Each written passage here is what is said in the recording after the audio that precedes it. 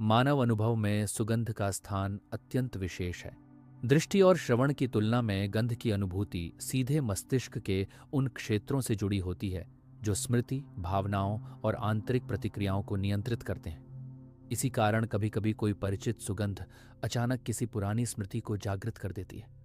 मन शांत हो जाता है, भीतर एक विशिष्ट भाव उत्पन्न हो जाता है, या हम अनायास ही किसी बीते हुए क्षण में लौट जाते हैं। वैज्ञानिक दृष्टि से गंध का संकेत ओल्फैक्टरी नर्व के माध्यम से सीधे लिम्बिक सिस्टम तक पहुंचता है। यही वह क्षेत्र है जहां स्मृति, भावनाएं और तनाव प्रतिक्रिया का नियमन होता है। इसलिए सुगंध केवल वातावरण को सुगंधित करने का माध्यम नहीं है, ये मनोभाव, तंत्रिका तंत्र और मानसिक अवस्था को प्रभावित करने का एक सूक्ष्म मार्ग भी बन सकती है। प्राचीन परंपराओं में इस प्रभाव को सहज रूप से समझा गया था।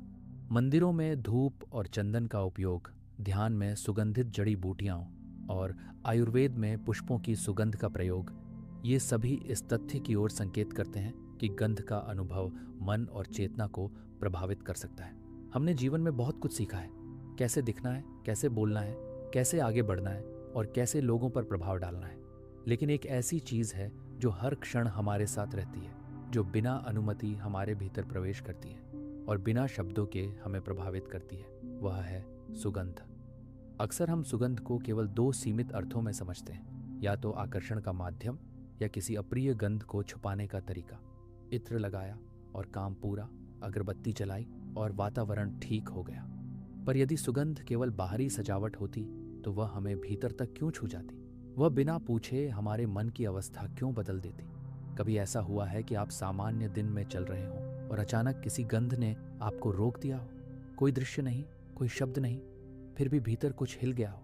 कभी मन भारी हो जाता है, कभी आंखें नम हो जाती हैं और कभी एक अनजानी सुरक्षा का अनुभव होने लगता है। आप शायद कारण नहीं जानते, पर शरीर जानता है। यही वह क्षण है जहां मन पीछे रह जाता है और स्मृति आगे निकल जाती है। हम सामान्यतः मानते हैं कि मन पहले सोचता है और फिर शरीर प्रतिक्रिया देता है, पर सुगंध इस क्रम को तोड़ देती है। सुगंध सोचने से पहले महसूस होती है, समझने से पहले असर करती है और तर्क से पहले स्मृति जगा देती है। इसी कारण बचपन की मिट्टी की खुशबू हमें वर्षों पीछे उसी आंगन में पहुंचा देती है। किसी प्रिय व्यक्ति की परिचित गंध उसकी अनुपस्थिति में भी उसकी उपस्थिति का एहसास करा देती है। ये स्मृतियां शब्दों में नहीं रहती, ये शरीर में संग्रहित होती है। सच तो यह है कि सुगंध मन तक पहुंचने से पहले ही अपना काम कर देती है। जहां शब्दों को समझने में समय लगता है, वहां सुगंध तुरंत निर्णय लेती है, यह सुरक्षित है या असुरक्षित। और शरीर उसी निर्णय के अनुसार अपनी सांस, अपनी धड़कन और अपनी मांसपेशियों को बदल देता है। यहीं से समझ आता है कि सुगंध केवल स्मेल नहीं है, केवल लग्जरी नहीं है। सुगंध एक संकेत है, एक ऐसा संकेत जो सीधे उस हिस्से से संवाद करता है जहां भय जन्म लेता है, जहां सुरक्षा का अनुभव होता है और जहां हीलिंग संभव होती है। इसी कारण कुछ स्थान हमें बिना कारण बेचैन कर देते हैं और कुछ लोगों के पास बैठते ही मन ढीला पड़ जाता है, क्योंकि हीलिंग हमेशा दवा से शुरू नहीं होती। कई बार हीलिंग उस क्षण से शुरू होती है जब शरीर को यह संकेत मिलता है कि अब खतरा नहीं है। सुगंध वही संकेत बन सकती है। शरीर भी एक सुगंध बन जाता है। धीरे धीरे यह समझ खुलती है कि मनुष्य केवल सुगंध महसूस नहीं करता, वह स्वयं भी एक अनुभवात्मक संकेत बन जाता है। हम सभी ने अनुभव किया है कि कुछ व्यक्तियों के पास बैठते ही भीतर सहजता आती है, जबकि कुछ लोगों के पास अनजानी बेचैनी उभर आती है। ये केवल कल्पना नहीं है। आधुनिक विज्ञान बताता है कि शरीर अपने पूरे नर्वस सिस्टम से वातावरण को पढ़ता है। त्वचा, श्वसन और हार्मोनल प्रक्रियाओं से निकलने वाले सूक्ष्म संकेत व्यक्ति की आंतरिक अवस्था को व्यक्त करते हैं। भारतीय परंपरा इसे बहुत सरल शब्दों में कहती है, जैसा मन वैसा प्राण, जैसा प्राण वैसा शरीर। जब मन स्थिर होता है और श्वास सहज होती है, तब प्राण संतुलित होता है और उसी संतुलन का प्रभाव व्यक्ति के आसपास अनुभव किया जाता है। सुगंध और मस्तिष्क का संबंध हमारी पांचों इंद्रियां मस्तिष्क तक सूचना पहुंचाती हैं, पर सुगंध का मार्ग सबसे अलग है।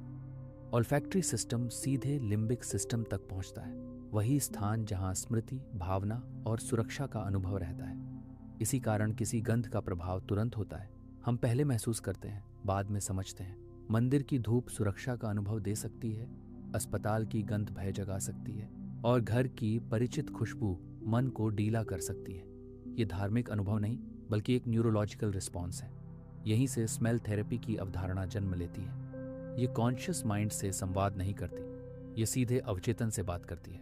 जहाँ शब्द और तर्क रुक जाते हैं वहाँ सुगंध काम शुरू करती है। एसेंशियल ऑयल्स और सुगंध का विज्ञान। ये समझना आवश्यक है कि परफ्यूम और थेरेप्यूटिक फ्रेग्रेंस एक ही चीज़ नहीं है। परफ्यूम का उद्देश्य आकर्षण होता है, जबकि स्मेल थेरेपी नर्वस सिस्टम को संकेत देने का कार्य करती है। सिंथेटिक फ्रेग्रेंसेस कई बार हेडेक, एंग्जाइटी या सेंसरी ओवरलोड उत्पन्न कर सकती हैं। इसके विपरीत नेचुरल एसेंशियल ऑयल्स पौधों से प्राप्त एरोमेटिक मॉलिक्यूल्स होते हैं जो शरीर के न्यूरो रिसेप्टर्स के साथ अधिक सहज संवाद करते हैं।